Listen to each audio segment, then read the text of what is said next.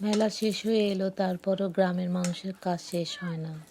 প্রায় সন্ধ্যা হতে যাচ্ছে, তারপরেও মাঠে কিছু মানুষ কাজ করতেছে, ধান সিদ্ধ হচ্ছে। মাঠে কাজ কিছুক্ষণ পরে শেষ হলেও ধান সিদ্ধ করার কাজ চলবে প্রায় রাত 8টা কি 9টা পর্যন্ত। রাতের বেলা ধান সিদ্ধ করার দৃশ্যটা আসলে খুব সুন্দর। আপনারা নিশ্চয়ই আমার মতো অনেকেই দেখেছেন।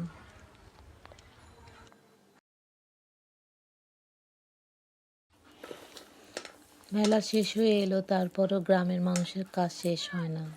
প্রায় সন্ধ্যা হতে যাচ্ছে, তারপরেও মাঠে কিছু মানুষ কাজ করতেছে, ধান সিদ্ধ হচ্ছে। মাঠে কাজ কিছুক্ষণ পরে শেষ হলেও ধান সিদ্ধ করার কাজ চলবে প্রায় রাত 8টা কি 9টা পর্যন্ত। রাতের বেলা ধান সিদ্ধ করার দৃশ্যটা আসলে খুব সুন্দর। আপনারা নিশ্চয়ই আমার মতো অনেকেই দেখেছেন।